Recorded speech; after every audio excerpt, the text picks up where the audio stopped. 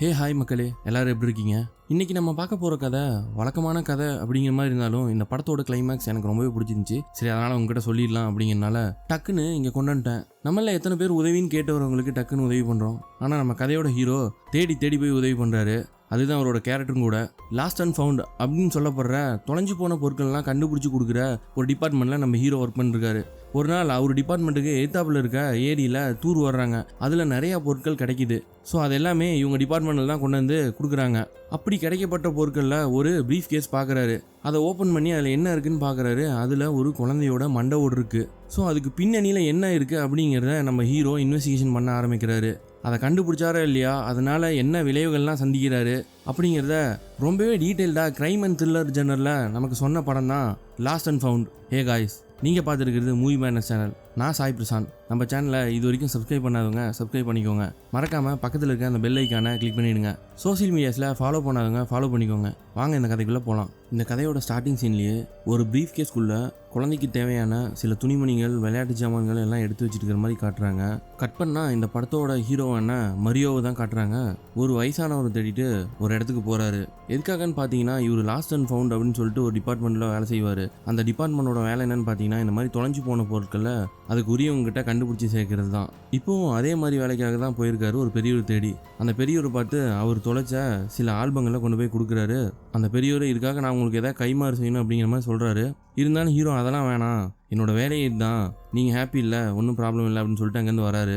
நம்ம ஹீரோவோட நேச்சரே அப்படி தான், எல்லாத்துக்கும் தேடி தேடி உதவி செய்கிறாள். ஸோ அதை கொடுத்துட்டு ஹாப்பியாக ஆஃபீஸ்க்கு வராரு. ஆஃபீஸில் ஒரு வேலை பார்த்துட்டு இருக்கும்போது ஹெலனா அப்படிங்கிறவங்க வராங்க. இந்த படத்தோட செகண்ட் ஹீரோயின் மாதிரி இவங்க போலீஸ் டிபார்ட்மெண்ட்டில் வேலை செய்கிறாங்க. சில பொருட்கள் வெளியே கிடைச்சதா கொண்டு வந்து நம்ம மரியோ கிட்ட கொடுக்குறாங்க. ஆக்சுவலாக என்னென்னா, மரியோவும் இவரும் டேட் பண்ணிகிட்டு இருப்பாங்க. ஆனால் மரியோவுக்கு பெருசாக விருப்பம் இருக்காது. ஆனால் டேட் பண்ணுற மாதிரி அப்படியே நடிச்சிட்டு இருப்பார். இதுக்கான காரணம் அவரோட பாஸ்ட் லைஃப்பில் நடந்தது தான். அதை பின்னாடி சொல்லுவாங்க. ஆக்சுவலாக ஹெலனா அவங்க கொண்டு வந்த பொருள்லாம் கொடுத்துட்டு கிளம்புறதுக்கே மனசு இல்லாமல் மரியோ கிட்ட கொஞ்சம் நேரம் கடலை போட்டு போகும்போது எதிர்த்தாப்பில் இருக்க ரிவர்லாம் தூர் வர்றாங்க. எப்படிங்க நிறைய பொருள் வரும் அப்படிங்கிற மாதிரி சொல்கிறாங்க. அப்படியா, வரட்டும் பார்த்துக்கிறேன் அப்படின்னு சொல்லிட்டு அவங்க கொண்டு வந்த பொருள்லாம் கொண்டு போயிட்டு அதுக்கான இடத்துல இவர் அடுக்கி வைக்கிறாரு.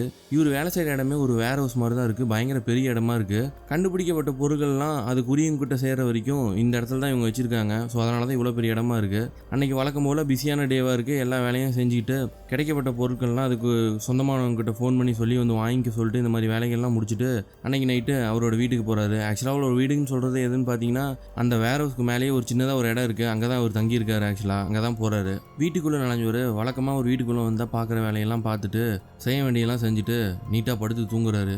அதுக்கு அடுத்த நாளே நம்ம ஹெலனா சொன்ன மாதிரி இவங்க ஆஃபீஸ்க்கு எதிர்த்தாப்பில் இருக்க ஏரியை தூர் வர்றாங்க. அதில் கொஞ்ச நஞ்சில் ஏகப்பட்ட பொருட்கள் கிடைக்கிது. எல்லாத்தையும் கொண்டு வந்து நம்ம லாஸ்ட் அண்ட் ஃபவுண்ட் டிபார்ட்மெண்ட்டில் தான் கொடுக்குறாங்க. வேர் ஹவுஸே பத்த மாட்டேங்குது, அவ்வளோ பொருட்கள் இருக்குது. இவரும் எல்லாத்தையும் அங்கங்கே ஆர்கனைஸ் பண்ணிட்டு அன்றைக்கி நைட்டு வேலையை முடிச்சுட்டு கிளம்பி போகிறாரு. அவரோட கண்ணில் கரெக்டாக ஒரு பர்கண்டி கலரில் இருக்க ப்ரீஃப் கேஸ் படுது. இது என்னடா ஒரு மாதிரி டிஃப்ரெண்ட்டாக இருக்குது அப்படின்னு சொல்லிட்டு, அதாவது அதை பார்த்தாவே காஸ்ட்லியான ப்ரீஃப் கேஸ் மாதிரி இருக்குது. ஸோ உடனடியாக அதை எடுத்துகிட்டு போயிட்டு வாட்டரில் வச்சு க்ளீன் பண்ணிட்டு அதை ஓப்பன் பண்ண ட்ரை பண்ணுறாரு. அது நம்பர் லாக் போட்டிருக்கு. இந்த ப்ரீஃப் கேஸை நல்லா கவனிச்சிங்கன்னா உங்களுக்கே தெரியும். இந்த படத்தோட ஃபஸ்ட்டு சீன்லேயே ஒரு ப்ரீஃப் கேஸை காட்டியிருப்பாங்க. அந்த ப்ரீஃப் கேஸ் தான் இது. எப்படியோ ட்ரை பண்ணி அதை ஓப்பன் பண்ணிடுறாரு. ஓப்பன் பண்ணவர் ஆசையாக திறந்து பார்க்குறாரு என்ன இருக்குன்னு சொல்லிட்டு. உள்ளே ஒரு சில பேப்பர்ஸு, ட்ரெஸ்ஸஸ்ஸு அப்படின்னு ஒவ்வொன்றா வருது. ஸ்மெல்லு வேறு பயங்கரமாக அடிக்கும். ஒரு துணியை வச்சு மூடிட்டு திறந்து பார்த்துட்டு இருக்காரு. அப்படியே திருப்புறாரு. திறந்து பார்த்து ஒரு குழந்தையோட மண்டவோடு நம்ம அதை பார்த்துட்டு அலறி போயிடுறாரு. உடனடியாக போலீஸ் டிபார்ட்மெண்ட் கால் பண்ணிடுறாரு. போலீஸ் டிபார்ட்மெண்ட் ஆளுங்க எல்லாரும் அங்கே வந்துடுறாங்க. வந்து பார்த்துட்டு அந்த மண்டவோட்டை ஃபாரன்சிக் டிபார்ட்மெண்ட்டுக்கும் அனுப்பிடுறாங்க. ஹெலனாவும் வந்திருக்காங்க. வந்து இவரை சமாதானப்படுத்திருக்காங்க. இவர் பயங்கர ஹை ப்ரெஷரில் இருக்கார். அப்போது கரெக்டாக இந்த போலீஸ் டிபார்ட்மெண்ட்டோட ஹெட்டு ஒருத்தர் வராரு. எல்லாமே கண்டுபிடிச்சிட்டோம். ஒரு 2 வருஷத்துக்கு முன்னாடியே அதை இங்கே போட்டிருக்காங்க. இந்த ஆற்றுல யாராவது ப்ராஸ்டியூஷன் பண்ணவங்களா இருக்கணும், இல்லை வெளிநாட்டிலேருந்து இமிகிரேட் ஆகி வந்தவங்களா இருக்கும். அவங்க தான் இந்த வேலையை பண்ணியிருப்பாங்கன்னு நினைக்கிறேன். சரி பார்த்துக்கலாம், கண்டுபிடிச்சிக்கலாம் அப்படிங்கிற மாதிரி சொல்கிறாரு. ஆனால் நம்ம ஹீரோக்கு மனசே கேட்க மாட்டுது. இல்லை, அப்படி இருக்க வாய்ப்பு இல்லை. எனக்கு தெரிஞ்சு பார்த்தீங்கன்னா இந்த மாதிரி ப்ரீஃப் கேஸ் இங்கே ஸ்பெயின்லேயே கிடைக்காது. இது வேற எங்கே வெளியின்னு தான் வந்திருக்கு. ஆக்சுவலாக இது நீங்கள் தான் கண்டுபிடிக்கணும் அப்படிங்கிற மாதிரி சொல்கிறாங்க. பார்த்துக்கலாம், இதையும் மைண்டில் வச்சுருக்கிறோம் அப்படின்னு சொல்லிட்டு அவர் கிளம்புறாரு. ஆக்சுவலாக பார்த்தீங்கன்னா அவங்க பெருசாக ஒன்றும் இதை எடுத்துக்கிட்ட மாதிரி இவருக்கு தெரியல. ஸோ அதனால் டென்ஷனாக உள்ளே போய் உட்காந்துடுறாரு. அப்படி உட்காந்தவருக்கு கரெக்டாக அந்த ப்ரீஃப் கேஸில் வந்து ஒரு ட்ரெஸ்ஸை எடுத்து காய வச்சுருந்துருப்பாரு. அந்த ட்ரெஸ் அவரோட கண்ணில் படுது. அதை போய் பார்க்குறாரு. அதில் ஈவா அப்படின்னு சொல்லிட்டு ஒரு பேர் இவரோட கண்ணில் படுது. வேக வேகமாக பக்கத்தில் ஒரு அந்த ப்ரீஃப் கேஸ்லேருந்து எடுத்து வச்சு ஒரு பேப்பர் ஒன்று இருக்குது. அதை எடுத்துகிட்டு போய் உடனே க்ளீன் பண்ண ஆரம்பிக்கிறாரு. ஏதாவது அதில் கிடைக்குமா அப்படின்னு சொல்லிட்டு பார்க்குறதுக்கு. அதை க்ளீன் பண்ணுறதுக்கு நிறைய நேரம் எடுத்துக்குது. இருந்தும் பரவாயில்லன்னு சொல்லிட்டு பொறுமையாக க்ளீன் பண்ண ஆரம்பிக்கிறாரு. கடைசியில் இவர் நினச்ச மாதிரியே அதில் ஒரு பேர் இவருக்கு மாட்டுது. வேக வேகமாக ஓடி போயிட்டு இவங்க டேட்டா பேஸில் இருக்க ஒரு சிஸ்டத்தில் செக் பண்ணுறாரு. அந்த நேமுக்கு இருக்க அட்ரஸ் என்னன்னு சொல்லிட்டு அட்ரஸையும் கண்டுபிடிக்கிறாரு. நேராக அந்த அப்பார்ட்மெண்ட்டுக்கே போயிடுறாரு. போயிட்டு காலிங் பெல் அடிக்கிறாரு. ஒரு குட்டி பொண்ணு வந்து கதவு திறக்குது. உங்கள் மம்மி எங்கம்மா அப்படின்னு சொல்லிட்டு கேட்டு அவங்கள மீட் பண்ண உள்ளே போகிறாரு. உள்ளே போயிட்டு வெனிசுலா அப்படின்னு சொல்லிட்டு ஒருத்தங்கள மீட் பண்ணுறாரு. ஆக்சுவலாக இவங்க பேர் தான் அவருக்கு கிடச்சிருக்கும். அதனால தான் இவங்க மீட் பண்ண வந்திருக்காரு. நேராக போயிட்டு இந்த மாதிரி நான் லாஸ்ட் அண்ட் ஃபவுண்ட் டிபார்ட்மெண்ட்லேருந்து வரேங்க. இந்த மாதிரி ஒரு ப்ரீஃப் கேஸ் எனக்கு நேற்று கிடச்சிச்சு. அதில் வந்து சில திங்ஸ் எல்லாம் இருந்துச்சு. இது உங்களுது இல்லையா அப்படின்னு சொல்லிட்டு கேட்குறாரு. ஃபோட்டோஸ்லாம் காட்டுறாரு. அவங்க எனது இல்லவே இல்லைங்கிறாங்க. இல்லை அதுக்குள்ளே இருந்த ஒரு பேப்பரில் உங்கள் பேர் தான் போட்டுருந்துச்சு. அதனால தான் நான் இவ்வளோ தெளிவாக சொல்கிறேன். அது உங்களுதான் தான் இருக்கும், யோசிச்சு பாருங்க அப்படிங்கிற மாதிரி சொல்கிறாரு. கொஞ்சம் கொஸ்டினை அழுத்தி துருவி கேட்க ஆரம்பிக்கிறாரு. ஏதாவது கிடைக்குமா அப்படின்னு பார்க்கறதுக்காக. அவங்களும் ஒரு மாதிரி பண்ணுறாங்க. ஆனால் கடைசியாக எனது இல்லை அப்படின்னு சொல்லிட்டு ஒரே காலில் நிற்கிறாங்க. உங்கள் ஹஸ்பண்டாக இருக்குமா அப்படின்னு சொல்லிட்டு கேட்கவும் எங்கள் ஹஸ்பண்ட்லாம் இறந்து 2 வருஷம் ஆச்சு, அவர் தான் இருக்க வாய்ப்பு இல்லை அப்படிங்கிற மாதிரி சொல்கிறாங்க. ஓகே, இது பக்கத்தில் இருக்கிற ரிவர்லேருந்து தான் எடுத்தோம், அதனால தான் நான் வந்து உங்ககிட்ட கேட்குறேன், உங்களுதெல்லாம் விட்டுருங்க, சாரி தேங்க்யூ அப்படின்னு சொல்லிட்டு கிளம்புறாரு. 2 பேரும் கை கொடுக்குறாங்க. அப்படி கை கொடுக்கும்போது அந்த லேடியோட கை ஒரு மாதிரி நடுங்கிற மாதிரி இவருக்கு தெரியுது.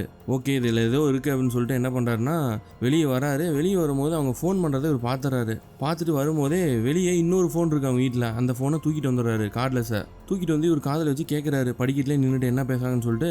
கரெக்டாக அந்த அம்மா பயத்தில் இன்னொருத்தன் யாருக்கோ கால் பண்ணியிருக்க மாட்டிருக்கு. இந்த மாதிரி ஒருத்தன் வந்திருக்கிறான், என்னன்னு தெரியல, எப்படி கண்டுபிடிச்சிருப்பான் அப்படிங்கிற மாதிரிலாம் பேசுகிறாங்க. இவருக்கு அப்பயே ஏதோ டவுட் ஆயிடுது, இல்லை ஏதோ ஒரு விஷயம் இருக்குன்னு சொல்லிட்டு. நீ ஒன்றும் சொல்லல, நான் பார்த்துக்கிறேன் விடு அப்படின்னு சொல்லிட்டு அந்த பக்கம் இருக்கவன் கட் பண்ணிடுறான். இவர் மறுபடியும் ரீடைல் பண்ணி பார்க்குறாரு. அந்த கால் எங்கே போகுதுன்னு பார்த்தா ஒரு ஹோட்டலுக்கு போகுது. எப்படியோ அந்த ஹோட்டலோட அட்ரஸை விசாரித்து வாங்கிடுறாரு. நேராக அந்த ஹோட்டலோட வாசலில் தான் போய் நிற்கிறாரு. பார்த்தா அது சாதாரண ஹோட்டலில் பெரிய 5 ஸ்டார் ஹோட்டல் போல் பயங்கர பெருசாக இருக்குது. அதை பார்த்து அப்படி தக்கச்சி நின்றுட்டு இருக்காரு. உள்ளே போகவும் ட்ரை பண்ணுறாரு. ஆனால் இவர் போட்டிருக்க காஸ்டியூம் பார்த்து இவர் உள்ளே விட மாட்டுறாங்க. அங்கேருந்து துரத்தி விட்டுறாங்க. நேராக பக்கத்தில் அந்த ஹோட்டலோட சைடுவேக்கு வந்து நிற்கிறாரு. சில ப்ராஸ்டியூஷன் பண்ணுற பொண்ணுங்கள்லாம் நிற்கிறாங்க. அதெல்லாம் பார்த்து நோட் பண்ணிக்கிறாரு. ஓகே, இங்கே இந்த மாதிரி வேலை இருக்க மாட்டிருக்கு அப்படின்னு சொல்லி நோட் பண்ணிக்கிறாரு. நேராக போயிட்டு நம்ம ஹெலனாவை மீட் பண்ணுறாரு. ஹெலனா ஆல்ரெடியே இந்த குழந்தையோட ஸ்கல்லு எலும்பு எல்லாம் பார்த்துட்டு அட்டாப்சி பண்ணுற ரிப்போர்ட்லாம் வாங்கிட்டு ஆக்சுவலாக வந்திருப்பாங்க இவர் பார்க்குறதுக்கு. இந்த மாதிரி அது ப்ரீ மெச்சூர் பேபி, அது ஒரு பொண்ணு, 8 மாதம் தான் ஆயிருக்கும் போல், உயிரோடு தான் இருந்திருக்கும் போல் அது சாகும்போது அப்படிங்கிற மாதிரி சொல்கிறாங்க. ஸோ அதை பற்றி எதுவும் விசாரிக்க மாட்டாங்க தானே, எதுவும் இன்வெஸ்டிகேஷன் பண்ண மாட்டாங்க தானே அப்படிங்கிற மாதிரி மரியா அவங்ககிட்ட கேட்குறாரு. ஆமாம், கண்டிப்பாக பண்ண மாட்டாங்க, வாய்ப்பு இல்லை, அது கம்மி தான் சான்ஸ் அப்படிங்கிற மாதிரி சொல்லவும் இவருக்கு ஒரு மாதிரி ஆயிடுது. சரி என்னடா பண்ணுறது அப்படின்னு சொல்லிட்டு ஹெலனா கிட்டேருந்து பேசிட்டு நேராக என்ன பண்ணுறாருன்னா வேர் ஹவுஸ் போயிட்டு இவரை மாதிரியே இருக்க ஒரு பாஸ்போர்ட் ரெடி பண்ணுறாரு. ஆக்சுவலாக அங்கே நிறைய பாஸ்போர்ட் இருக்குது. அதுலேருந்து இவரை மாதிரியே இருக்க ஒரு பாஸ்போர்ட் ஒன்று எடுத்துக்கிறாரு. கோட் சூட் எல்லாமே அங்கேயே இருக்குது. வேர் ஹவுஸ்லேயே இவருக்கு தேவையானது எல்லாமே இருக்குது. பணம் எல்லாத்தையும் எடுத்துக்கிட்டு நேராக அந்த ஹோட்டலுக்குள்ளே தான் போக ஆரம்பிக்கிறாரு. ஆனால் இந்த டைம் இவர் போட்டிருக்க ட்ரெஸ் எல்லாம் பார்த்துட்டு இவர் யாரும் எதுவும் கேட்கவே இல்லை, உள்ளே விட்டுறாங்க. நேராக உள்ளே போனவர் என்னடா பண்ணலாம் அப்படின்னு சொல்லி யோசிச்சுட்டு இருக்கும்போது உள்ளே ஒரு இழிச்சவாய மாட்டுறான். அவங்ககிட்ட எனக்கு ஒரு கம்பெனி வேணும், எவ்வளோ பணம் செலவானாலும் பரவாயில்ல அப்படின்னு சொல்லிட்டு அவங்ககிட்ட கொஞ்சம் பணத்தை தள்ளி விட்றாரு. அவன் கரெக்டாக அந்த இடத்துக்கு அனுப்பி விட்றான். நேராக மேலே போகிறவர் அங்கே ஒரு பொண்ணுக்கிட்ட பேசுகிறாரு. அந்த பொண்ணு இந்த மாதிரி ஃபஸ்ட் டைமா அப்படின்னு சொல்லி கேட்டு ஐடி கார்டு கொடுங்க அப்படின்னு சொல்லி வாங்கிட்டு இவரோட ஐடியெல்லாம் செக் பண்ணி காமிச்சிட்டு நேராக ஒரு ரூம்குள்ளே கூப்பிட்டு போயிட்டு ஒரு டேப் ஒன்று கொடுக்குது. அதில் இவர் ஒரு பொண்ணை செலக்ட் பண்ணுறாரு. ஆக்சுவலாக எந்த பொண்ணை செலக்ட் பண்ணுறாருன்னா ஃபஸ்ட் டைம் இந்த ஹோட்டலுக்குள்ளே போகலான்னு இவர் வந்தப்போ ஆக்சுவலாக இவரை துரத்தி விட்ருப்பாங்க. அப்போ சைடில் போய் ஒரு பொண்ணு ஒன்று பார்த்துருப்பாரு. அந்த பொண்ணை தான் செலக்ட் பண்ணுறாரு. அந்த பொண்ணு உள்ளே வருது. அந்த பொண்ணோட பேர் ஆனா. ரூம்குள்ளே வந்து அந்த பொண்ணு ஒரு மாதிரி நடந்துக்க ஆரம்பிக்குது. இவர் அதுக்குள்ளே வந்த விஷயத்த டக்குன்னு சொல்லிடுறாரு. ஆக்சுவலாக நான் ஸ்பெசிஃபிக்காக ஒரு பொண்ணை தேடி வந்திருக்கேன், அந்த பொண்ணை பற்றி நான் தெரிஞ்சுக்கணும் அப்படிங்கிற மாதிரி சொல்கிறாரு. ஓகே, அந்த பொண்ணு பேர் சொல்லுங்கள், நான் சொல்கிறேன் யார் அந்த பொண்ணுன்னு சொல்லிட்டு அப்படிங்கிற மாதிரி ஆனா கேட்கவும் பொண்ணோட பேர்லாம் எனக்கு தெரியாது, ஆனால் அந்த பொண்ணுக்கு 2 வருஷத்துக்கு முன்னாடி குழந்தை பிறந்திருக்கு, அந்த குழந்தையோட பேர் ஈவா, உங்களுக்கு தெரியுமா அப்படின்னு சொல்லி கேட்கவும் இந்த பொண்ணு நீ போலீஸா அப்படின்னு சொல்லி கேட்குது. நான் போலீஸ்லாம் இல்லை, தயவு செஞ்சு தெரிஞ்சுன்னு தான் சொல்லுங்கள், ஒரு முக்கியமான விஷயம் அவங்ககிட்ட பேசணும் அப்படிங்கிற மாதிரி சொல்லவும் எனக்கு எதுவும் தெரியாது அப்படின்னு சொல்லிட்டு அந்த பொண்ணு ரூமை விட்டு வேக வேகமாக கிளம்புது. இவர் என்ன பண்ணுறாருன்னா தயவு செஞ்சு ஒரு நிமிஷம் நில்லுங்க அப்படின்னு சொல்லிட்டு என்ன பண்ணுறாருன்னா நேராக போயிட்டு ஒரு அட்ரஸ் எழுதி அவங்க பொண்ணை பற்றி நான் முக்கியமான விஷயம் அவங்ககிட்ட பேசணும், தயவு செஞ்சு கொடுத்துருங்க இந்த அட்ரஸ் அவங்ககிட்ட அப்படின்னு சொல்லி ஆனா கையில் கொடுக்குறாரு. அவங்களும் வேகமாக வாங்கிட்டு ரூம் விட்டு வெளியே போயிடுறாங்க. இவர் நைட்டு வந்து அவரோட வீட்டில் தூங்கிட்டு இருக்காரு. கனவுல கூட அந்த குழந்தையோட ஞாபகமாக தான் இருக்கிறாரு. சடனாக எந்திரிக்கிறாரு. என்னன்னு பார்த்தா விடிஞ்சிருது. ஒரு கால் ஒன்று வருது. கதவை திறக்க முடியுமா அப்படின்னு சொல்லி ஒரு வாய்ஸ். யாரான்னு பார்த்தா ஈவாவோட அம்மா அப்படின்னு சொல்லி சொல்கிறாங்க. இவரும் போய் வேகமாக கதவை திறந்து விடுறாரு. இந்த படத்தோட ஹீரோயின் வந்து நிற்கிறாங்க. அவங்களோட பேர் சாரா. உள்ளே வந்த சாரா, என்னை வர சொல்லியிருந்தீங்களாமே, நான் தான் ஈவாவோட அம்மா, என்னோட ஃப்ரெண்டு சொன்னா, எதுக்காக வர சொல்லியிருந்தீங்க அப்படின்னு சொல்லி கேட்கவும், வாங்க உங்ககிட்ட கொஞ்சம் பேசணும் அப்படின்னு சொல்லிட்டு கூப்பிட்டு போகிறாரு. அப்போ இவங்க பேச ஆரம்பிக்கும் போது, இந்த மாதிரி நீங்கள் தான் அப்பாவா அப்படின்னு சொல்லி கேட்குறாங்க. இல்லை நான் அப்பா கிடையாது, இது ஈவாவோடதா அப்படின்னு சொல்லி பாருங்க அப்படின்னு சொல்லிட்டு அந்த சூட்கேஸ்லேருந்து தான் எடுத்த துணியை கொண்டு வந்து கொடுக்குறாரு. ஆமாம் இது நான் தான் ரெடி பண்ணேன், என் குழந்தைக்காக நான் ரெடி பண்ணேன் ஆசையா அப்படின்னு சொல்லி கேட்கும். அவள் எப்படி இருக்கா அப்படின்னு சொல்லி கேட்கும்னா, இந்த மாதிரி ரிவரை தூர் வரணாங்க, அதுலேருந்து ஒரு சூட்கேஸ் கிடச்சிச்சு, அதில் இந்த ட்ரெஸ்ஸும் ஒரு குழந்தையோட எலும்புக்கூடு எல்லாமே கிடச்சிச்சு. ஸோ அவள் இறந்துட்டான்னு தான் நினைக்கிறேன், போலீஸும் இது இன்வெஸ்டிகேஷன் பண்ணுற மாதிரி இல்லை, அதனால தான் நான் கண்டுபிடிச்சி உங்ககிட்ட சொன்னேன் அப்படிங்கிற மாதிரி அவர் சொல்லவும் சாரா பயங்கரமாக அழுவ ஆரம்பிக்கிறாங்க. சாராவை சமாதானப்படுத்துறாரு. சரி இருங்க நான் உங்களுக்கு காஃபி போட்டு கொண்டாருன்னு சொல்லிட்டு காஃபி போடுறாரு. அதுக்குள்ளே சாரா அங்கேருந்து கிளம்பிடுறாங்க. காரில் பயங்கரமாக அழுதுகிட்டே வந்துட்டுருக்காங்க. அதுக்குள்ளே நைட் ஆகிடுது அவங்க ஹோட்டலுக்கு வரத்துக்கு. வந்தவங்க உள்ளே பயந்துக்கிட்டே வேக வேகமாக ஓடுறாங்க. எதுக்காகடா அவங்க இந்த மாதிரி பயந்துக்கிட்டே ஓடுறாங்க அப்படிங்கிற மாதிரி நமக்கு தோணுது. நேராக உள்ளே போனவங்க டாம் அப்படிங்கிற ஒருத்தனை பார்க்குறாங்க. ஸோ இவனுக்காக தான் பயந்துக்கிட்டே போயிருப்பாங்களா இருக்குது. கரெக்டாக அவங்ககிட்டே மாட்டிக்கிட்டாங்க. இவன் தான் இந்த ப்ராஸ்டியூஷன்லாம் இங்கே பண்ணுறதுக்கு ஒரு ஹெட் மாதிரி இருப்பான் போல். ஆக்சுவலாக ரெடியா அப்படின்னு சொல்லி கேட்குறான் சாராவை. இல்லை எனக்கு எனக்கு உடம்பு இல்லை, தயவு செஞ்சு நீங்கள் என்னை விட்டுரு அப்படின்னு சொல்கிறாங்க. முடியாது, கஸ்டமர் 1/2 மணி நேரம் வெயிட் பண்ணிருக்காரு, நீ உள்ளே போய் நீ போய் தான் அப்படின்னு சொல்லிட்டு சாராவை வலுக்கட்டாயமாக உள்ளே அனுப்பிடுறான். கட் பண்ணால் நம்ம ஹீரோ சைட்டாக இந்த ஹோட்டலுக்கு தான் வர்றாரு. அடுத்த நாளும் அவருக்கு பயங்கர க்யூரியாசிட்டி, அதனால் தாக்கு பிடிக்கவே முடியல, என்ன பண்ணுறதுரா அப்படின்னு சொல்லிட்டு நேராக இங்கேயே கிளம்பி வந்துடுறாரு. அன்னைக்கும் கரெக்டாக ஆனாவை தான் கூப்பிட்றாரு அவர் ரூமுக்கு. உள்ளே வந்து ஆனாக்கிட்ட ரொம்ப தேங்க்ஸ், சாரா வந்து என்னை மீட் பண்ணாங்க, பட் நேற்று என்னால் பேச முடியல, இன்றைக்கி நான் உங்ககிட்ட பேசணும், கொஞ்சம் ஹெல்ப் பண்ணுங்க அப்படின்னு சொல்லி கேட்குறாரு. முதல்ல டென்ஷன் ஆகுறாங்க. அப்புறம் ஆனால் என்ன சொல்கிறாங்கன்னா, கிச்சன் கிட்ட ஒரு பாத்வே இருக்குது, அங்கே போய் வெயிட் பண்ணு, நான் சாராவை வர சொல்கிறேன் அப்படின்னு சொல்லிட்டு வெளியே போயிடுறாங்க. இவரு அங்கே போய் நிற்கிறாரு. கரெக்டாக சாரா வராங்க. சாரா கிட்ட என்ன பண்ணுறாங்க, இந்த மாதிரி உங்கள் குழந்தையோட ட்ரெஸ்ஸை விட்டு வந்துட்டீங்க, இந்தாங்க வச்சுக்கோங்க அப்படின்னு சொல்லி கொடுக்குறாரு. இது வேணான்னு சொல்லி தான் நான் விட்டுட்டு வந்தேன், பரவாயில்ல விடுங்க அப்படிங்கிற மாதிரி சொல்கிறாங்க சாரா. ஆக்சுவலாக நான் உங்களுக்கு ஹெல்ப் பண்ணுறேன், ஏன் இப்படி பயந்துக்கிறீங்க, என்னன்னாலும் ஒரு கை பார்த்துக்கலாம் வாங்க அப்படிங்கிற மாதிரி கூப்பிட்றாரு. கரெக்டாக இவங்க பேசிட்டுவே அந்த டாம் அங்கே வந்துடுறான். கரெக்டாக உள்ளே வந்தவன் கம்முன்னு இல்லாமல் மரியா கிட்ட பிரச்சனை பண்ணுறான். இவரும் பொறுத்து போகிறாரு. ஆனால் என்ன பண்ணுறான்னா ஓவராக சீனை போடுறான். ஓ இவன் தான் அந்த குழந்தைங்கள்லாம் தண்ணியில் தூக்கி போட்டு சாவடிக்கிறோன்னா இருறா அப்படின்னு சொல்லிட்டு இவனை பிடிச்சி தள்ளி விடுறாரு. 2 பேத்துக்கும் பயங்கர சண்டை ஒன்று ஆகுது. அதில் என்ன பண்ணுறாருன்னா, மரியா ஒரு கண்ணாடி பாட்டில் கீழே உடஞ்சி கிடக்குதா எடுத்து இவன் மூஞ்சிலே ஒரு கோடை போட்டு விடுறாரு. ஒரு கட்டத்தில் இவன் மரியாவோட கழுத்தை பிடிச்சி நெருக்க ஆரம்பிக்கிறான் டாம். உடனே என்ன பண்ணுறாங்கன்னா சாரா அந்த ஷாக் கொடுக்குற மிஷின் எடுத்து வந்து இவனுக்கு ஷாக் கொடுத்து கீழே தள்ளிடுறாங்க. இங்கே நின்னா உன்னையும் கொண்டுடுவாங்க, வாயா வெளியே போகலாம் அப்படின்னு சொல்லிட்டு இவனை இழுத்துட்டு ஓடுறாங்க சாரா. பின்னாடியே அந்த டாம் துரத்திட்டு ஓடியாரான். வேறு வழி இல்லாமல் என்ன பண்ணுறாங்கன்னா மரியா கூடயே போகிறாங்க. உட்காந்துட்டு காரில் ஸ்ட்ரைட்டாக நம்ம மரியாவோட வீட்டுக்கு போயிடுறாங்க. மரியாவோட காயத்துக்கு சாரா கட்டு போட்டுருக்குறாங்க. அப்போ நம்ம மரியா என்ன சொல்கிறாருன்னா, இந்த மாதிரி 3 நாட்டில் பாஸ்போர்ட் இல்லாமல் ஈஸியாக மறைஞ்சிருக்கலாம், அதில் எல்லாம் ஒன்றில் நான் உன்னை செட்டில் பண்ணிடுறேன், நீ பயந்துக்காத அப்படின்னு சொல்லிட்டு இருக்காரு. வேணாம் நான் திருப்பி போயிடுறேன், அதான் நல்லது எல்லாத்துக்கும் அப்படிங்கிற மாதிரி சாரா சொல்கிறாங்க. என்னது திருப்பி போறியா, சான்ஸே கிடையாது, என் கூட வா அப்படின்னு சொல்லிட்டு அவளோட வீட்டுக்கு மேல் ரூம் ஒன்று இருக்குது, அங்கே கூப்பிட்டு போகிறாரு. நீ இங்கே தான் இருக்கணும், எங்கேயும் போகக்கூடாது, நான் வெளியே போய் படுத்துக்கிறேன், ஏன்னா நான் காலையில் டியூட்டிக்கு போகணும், அப்போ தான் யாருக்கும் டவுட் வராது அப்படிங்கிற மாதிரி சொல்லிட்டு அவர் போய் தூங்க ஆரம்பிச்சிடறாரு. அடுத்த நாள் காலையில் வழக்கம் போல் அவரோட ஆஃபீஸில் ஒரு வேலை செஞ்சுட்டு இருக்காரு. ஹெலனா அங்கே வராங்க. ஹெலனா கிட்ட சில விஷயங்கள் விசாரிக்க சொல்லியிருப்பாரு. இந்த மாதிரி அந்த ஹோட்டலில் ப்ராஸ்டியூஷன் நடக்குதா, அந்த ஹோட்டலில் யார் யார் சம்மந்தப்பட்டிருக்கா அப்படிங்கிற மேட்டர்லாம் விசாரிக்க சொல்லியிருப்பாரு. அவங்களும் விசாரிச்சுட்டு வந்து நிறைய பெரிய பிள்ளைங்கள்லாம் சம்மந்தப்பட்டிருப்பாங்க போல், ஏகப்பட்ட நாட்டிலேருந்து கனெக்ஷன் அங்கே இருக்குது அப்படிங்கிற விஷயத்தெல்லாம் அவர்கிட்ட சொல்லிட்டு இருக்கிறாங்க. கரெக்டாக அந்த இடத்துல என்ன ஆகுதுன்னா, மேலே ரூமில் தூங்கிட்டு இருந்த சாரா எந்திரிச்சு கீழே வந்துடுறாங்க தெரியாமல். கரெக்டாக நம்ம ஹெலனோட கண்ணில் பட்டுறாங்க. சாராவை பார்த்தோன்னே ஹெலனா ஒரு மாதிரி ஆயிடுறாங்க. ஓ இவனுக்கு வேற ஒரு பொண்ணு கூட இப்போ ரிலேஷன்ஷிப் இருக்க மாட்டிருக்கு அப்படின்னு நினச்சிட்டு அங்கேருந்து அப்படியே டக்குன்னு கிளம்பிடுறாங்க. இதை பார்த்து நம்ம மரியோ என்ன பண்ணுறாருன்னா, வேகமாக அங்கேருந்து வந்து என்னடா பார்த்தா அப்படின்னு சொல்லிட்டு உள்ளே வந்து பார்க்குறாரு. கரெக்டாக சாரா அங்கே நின்றுறாங்க. உன்னை நான் ரூமில் தானே இருக்க சொன்னேன், எதுக்கு நீ கீழே வந்த, உன்னை யாராவது பார்த்தாங்களா ரொம்ப ஆபத்தாயிடும் அப்படிங்கிற மாதிரி சொல்கிறாரு. என்னை எப்படி அவங்க கண்டுபிடிச்சிடுவாங்க, ஆனால் அது இன்னைக்கா நாளைக்கா அப்படிங்கிறது தான் விஷயம் அப்படிங்கிற மாதிரி சொல்லவும் டக்குன்னு சாராவை ஒரு காரில் ஏற்றி வேற ஒரு இடத்துக்கு கூட்டிகிட்டு போகிறாரு மரியோ. எங்கடா கூட்டிகிட்டு போகிறாருன்னு பார்த்தா அது அவரோட இன்னொரு வீடு. ஆக்சுவலாக அந்த வீட்டில் இதுக்கு முன்னாடி அவர் வாழ்ந்துருப்பார். ஸோ அங்கே கூப்பிட்டு போய் சாராவை தங்க வச்சுட்டு வெளியே வீட்டை பூட்டிட்டு கிளம்பிடுறாரு. நீ இங்கே இரு சேஃபா, இது என்னோட வீடு தான் அப்படின்னு சொல்லிட்டு. ஆக்சுவலாக கதையில் இன்னொரு கேரக்டர் காட்டுறாங்க. யாரா இவன் பார்த்தா இவன் தான் இந்த படத்தோட வில்லன். ஆக்சுவலாக ஒரு பொண்ணுக்கு டெலிவரி பார்த்துட்டு இருக்கான். டெலிவரி முடிச்சுட்டு வெளியே வரான். கரெக்டாக அவனுக்கு ஒரு கால் வருது. யாரான்னு பார்த்தா டாம் கரெக்டாக அங்கேருந்து கால் பண்ணுறான். இந்த மாதிரி ஒரு பிரச்சனை, சாராவை யாரோ ஒருத்தன் கடத்திட்டு போயிட்டான், நீங்கள் கொஞ்சம் கிளம்பி வாங்க அப்படிங்கிற மாதிரி சொல்லவும் நான் கிளம்பி வரேன் அப்படிங்கிற மாதிரி சொல்லிடுறான். கட் பண்ணால் அன்றைக்கி நைட்டு மரியோ நம்ம சாராவை வந்து பார்க்குறாரு. இந்த மாதிரி நான் உனக்கு பாஸ்போர்ட் ரெடி பண்ணிட்டேன், இந்த மொபைலையும் வச்சுக்கோ, இது என்கிட்ட பேசுறதுக்கு மட்டும் யூஸ் பண்ணிக்கோ அப்படிங்கிற மாதிரி ஒரு மொபைலும் கொடுக்குறாரு. அன்றைக்கி நைட் 2 பேரும் சாப்பிட்டுட்டு நிறையா பேசிக்கிட்டாங்க.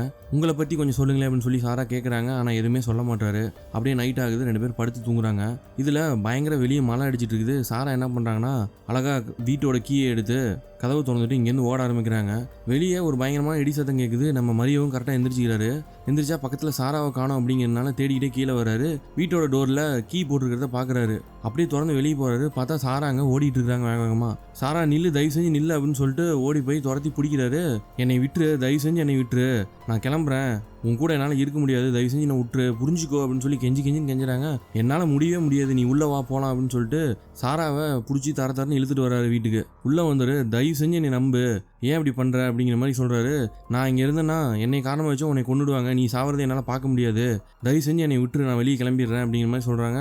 உன்னையவாச்சும் நான் காப்பாற்றுறேன், தயவு செஞ்சு எனக்கு ஒரு சான்ஸ் கொடு, என்னால் என்ன பண்ண முடியும்னு காப்பாற்றுறேன், இதில் என் உயிரே போனால் கூட பரவாயில்ல அப்படின்னு சொல்லிட்டு சாரா கிட்ட கெஞ்ச ஆரம்பிக்கிறாரு. இவரும் ஒரு பக்கம் அழுகிறாரு. நான் உனக்கு ஹெல்ப் பண்ணணும்னு நினைக்கிறேன், என்னை புரிஞ்சுக்கோ அப்படின்னு சொல்லிட்டு.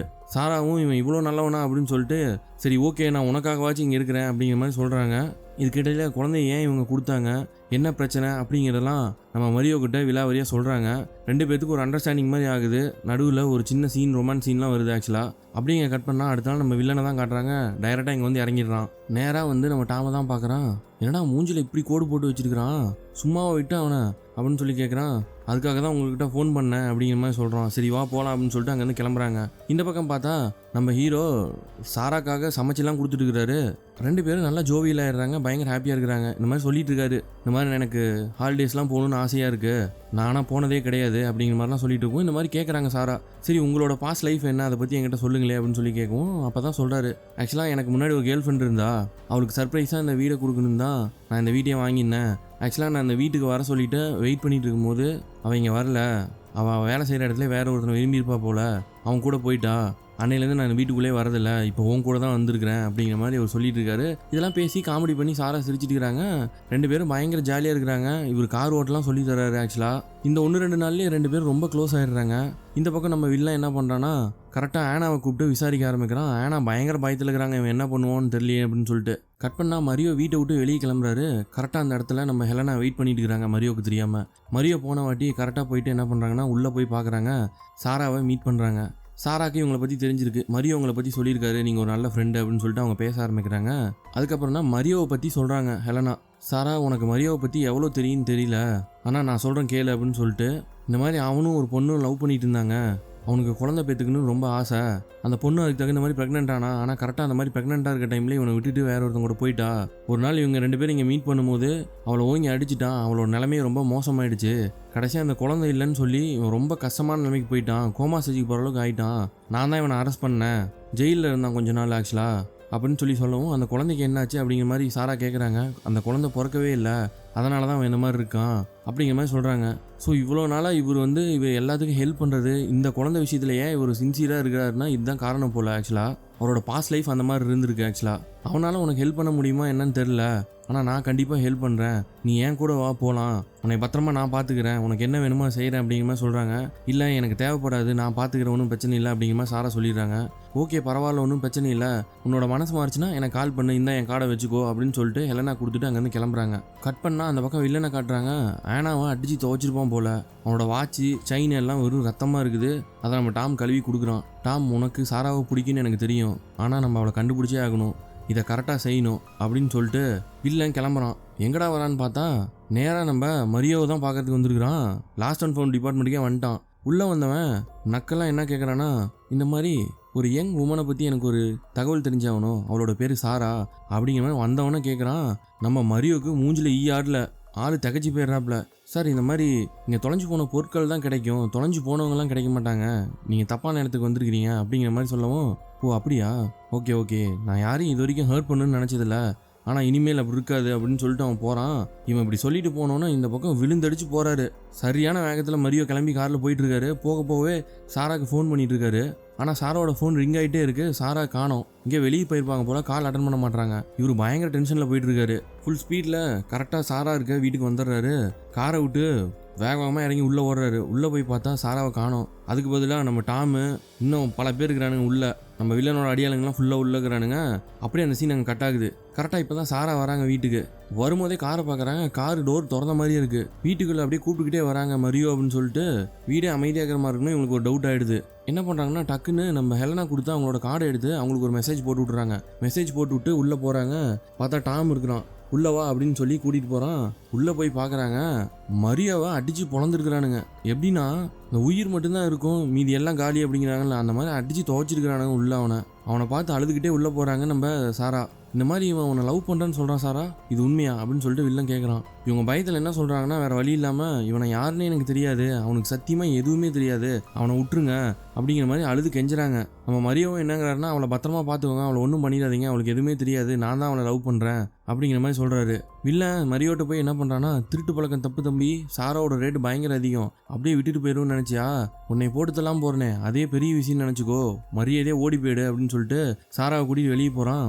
இங்கே நம்ம டாம் என்ன பண்ணுறான்னா, நீங்கள் எல்லாம் கிளம்புங்க நான் வரேன் அப்படின்னு சொல்லிட்டு இவனை போட்டு தள்ளுறதுக்கு சுற்றி எடுத்துக்கிறான். இவன் மண்டையில் போகிறதுக்கு ரெடி ஆகிறான். கரெக்டாக அந்த இடத்துல போலீஸ் சைரன் சவுண்டு கேட்குது. நம்ம ஹெலனா வந்துடுறாங்க. அதனால் என்ன பண்ணுறான்னா, இவனை போட்டு தள்ளாமல் டாம் கிளம்பிடுறான். உள்ளே வந்தவங்க கரெக்டாக நம்ம மரியாவை வந்து பார்க்குறாங்க. பயங்கரமாக அழுகுறாங்க. என்னடா அப்படி ஆயிடுச்சுன்னு அப்படியே கட் பண்ணால் நம்ம மரியோ ஹாஸ்பிட்டலில் இருக்காரு. மரியோவை செம்ம அடி போட்டு படுக்க வச்சுருக்கானுங்க. அவரால் எந்திரிக்க கூட முடியல. கிட்டத்தட்ட கோமா ஸ்டேஜ் மாதிரி இருப்பார். அப்படியே கண் முழிக்கிறாரு. ரொம்ப நாள் ஆயிடுச்சு. மூலமாக நடக்க ஆரம்பிக்கிறாரு. அப்படியே நம்ம ஹெலனா வந்து பார்க்குறாங்க. ஹெலனா கிட்ட சொல்லி அழுகுறாரு. நான் அவளை காப்பாற்றணும்னு நினைக்கிறேன், ஆனால் என்னால் முடியல. நீ காப்பாற்றணும்னு நினைக்கிற, அது ரைட்டு தான், ஆனால் அவள் அப்படி நினைக்கலையே, அப்படி நினச்சிருந்தா அவனை விட்டுட்டு போயிருக்க மாட்டாள்ல அப்படிங்கிற மாதிரி சொல்கிறாங்க. இருந்தாலும் என்னால் என்ன பண்ணுறதுனே தெரில, என்னால் ரொம்ப முடியல அப்படின்னு சொல்லிட்டு அழுகுறாரு. அப்படியே கொஞ்சம் கொஞ்சமாக அவருக்கு உடம்பு ரெடி ஆகுது. அவரை கொண்டு போய் வீட்டில் விடுறாங்க. வீட்லேயும் பயங்கர தனிமையை ஃபீல் பண்ண ஆரம்பிக்கிறாரு நம்ம மரியோ. சரி இது வேலைக்கு ஆகாது அப்படின்னு சொல்லிட்டு மறுபடியும் ஒர்க்குக்கு போகிறாரு.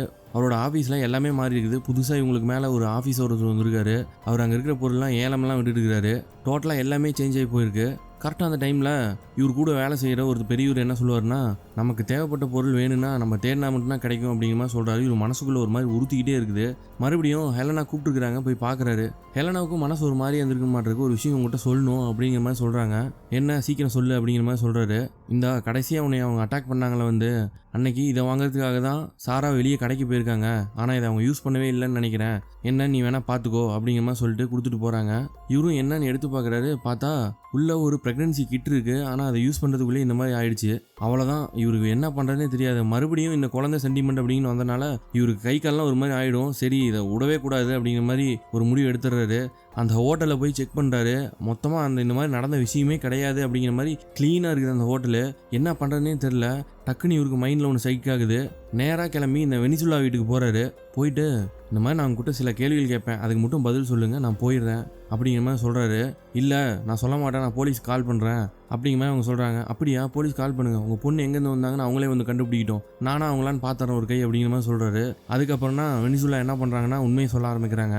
என்னோட ஹஸ்பண்ட் ஒரு ட்ரிப்புக்கு போனார். வரும்போது ஒரு குழந்தையோட வந்தார்.